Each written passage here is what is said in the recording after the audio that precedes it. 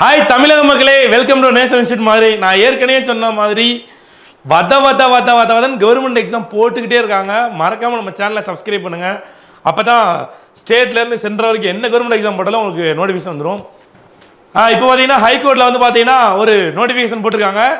சரியா, அதில் என்னன்னு கேட்டிங்கன்னா ஃபஸ்ட்டு லாஸ்ட் டேட் என்னன்ற பார்த்துங்க. நோட்டிஃபிகேஷன் என்ன, எலிஜிபிலிட்டி என்ன, டிகிரி முடிச்சவங்களுக்கு. சரியா, டிகிரி முடிச்சவங்களுக்கு ஹைகோர்ட்டில் சூப்பர் ஜாப்பு, சம்பளம் பேசிக் பே கேட்டால் அரண்டி போய் மயக்க முடிய கீழே வந்துருவீங்க.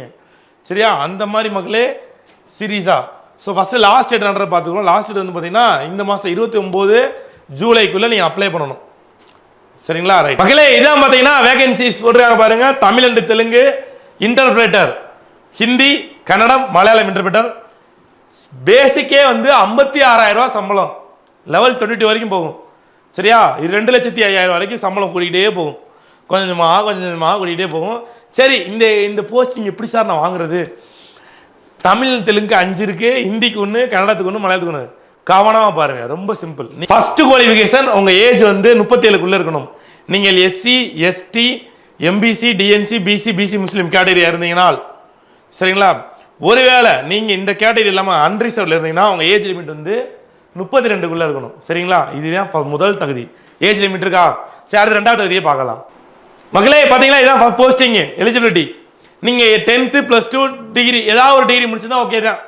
சரிங்களா சார், 10+2+3 போட்டிருக்கு. அதாவது உங்களுக்கு தெரியும் இந்த ஜிஓ படி நீங்கள் 10th +2 3 வருஷம் டிகிரி படிச்சிருக்கலாம், அல்லது 10th டிப்ளமோ 3 வருஷம் டிகிரி படிச்சிருக்கலாம், ஆர்டர் மேபி. பட் ஆனால் என்னன்னா உங்களுக்கு இங்கிலீஷ்லேருந்து தமிழுக்கும் தமிழ்லேருந்து இங்கிலீஷ்க்கும் பேச எழுத படிக்க தெரிஞ்சிருக்கணும். பேச தெரியணும், நல்லா ரீட் பண்ண தெரியணும். சரியா, இது பண்ண தெரியணும். அதே சமயத்தில் தெலுங்குலேருந்து இங்கிலீஷ்லேருந்து தெலுங்குக்கு டிரான்ஸ்லேஷன் பண்ண தெரிஞ்சுக்கணும். இந்த தெலுங்கு கேண்டிடேட்ஸ், தெலுங்கு தெரிஞ்ச மாணவர்கள்லாம் ரொம்ப யூஸ்ஃபுல்லாக ரைட்டுங்களா. இதில் செலக்ட் ஆகிறவங்க கண்டிப்பாக டிரான்ஸ்லேஷன் டெஸ்ட்டில் நீங்கள் பாஸ் பண்ணணும். அந்த ப்ரொவிஷன் பீரியட் இருக்கும். ப்ரொவிஷன் பீரியட் வந்து பொதுவாக 2 வருஷம் இருக்கும். அதுக்குள்ளே நீங்கள் டிஎன்பிசியில் கனெக்ட் பண்ணுற அந்த டிரான்ஸ்லேஷன் டெஸ்ட்டு கண்டிப்பாக நீங்கள் பாஸ் பண்ணணும். சரிங்களா, இதே மாதிரி ஹிந்திக்கு. சரிங்களா, இங்கிலீஷ்லேருந்து ஹிந்தி, ஹிந்திலேருந்து இங்கிலீஷு, அதே சமயத்தில் தமிழ்லேருந்து இங்கிலீஷு, இங்கிலீஷ்லேருந்து தமிழ். அதுக்கு பிறகு கன்னடாக்கு அதே தான், இங்கிலீஷ்லேருந்து கன்னடா, கன்னடாத்துலேருந்து இங்கிலீஷு.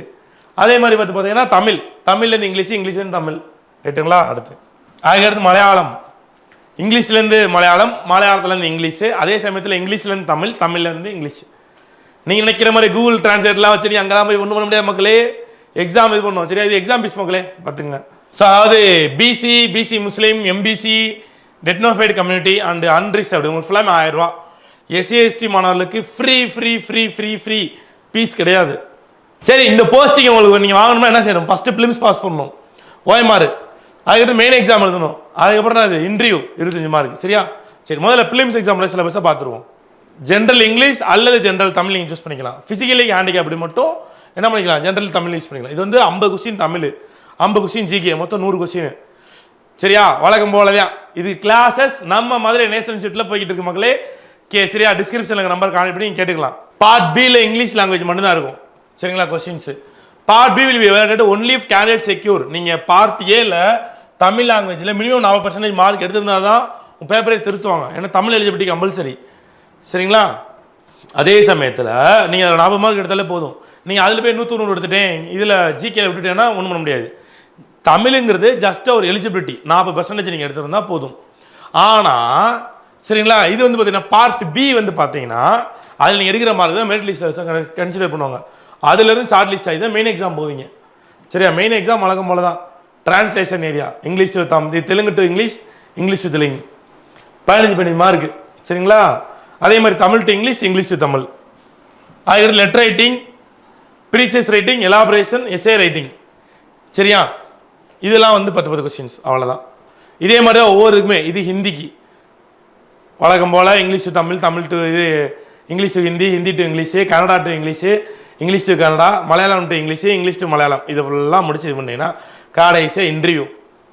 சரிங்களா, இதில் 1:3 ரேஷியோவில் உங்களுக்கு அனுப்புவாங்க. ஃபார் எக்ஸாம்பிள் இப்போ 5 வேகன்சி போட்டிருக்காங்கன்னா இது மேபி கூடலாம் அல்லது குறையலாம், வாட்டர் மேபி.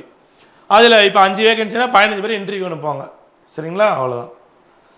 சரியா, ஸோ மக்களே நல்ல செம்ம ஆப்பர்ச்சுனிட்டி. இது கிளாஸஸ் வந்து மகேஷ் இன்ஸ்டியூட்டில் நான் ஏற்கனவே சொன்ன போய்கிட்டு இருக்கு. இது பற்றின உங்களோட மேலான டவுட்ஸ் வந்து நீங்கள் நம்ம இன்ஸ்டியூட்டை கால் பண்ணி நீங்கள் கேட்டுக்கலாம். சரியா? வேறு டவுட்ஸ் தான் கீழே கமெண்ட் பண்ணுங்கள். வீடியோ பிடிச்சிருந்தா மறக்காம ஒரு தம்ஸ் அப் கொடுத்துருங்க. தேங்க்யூ.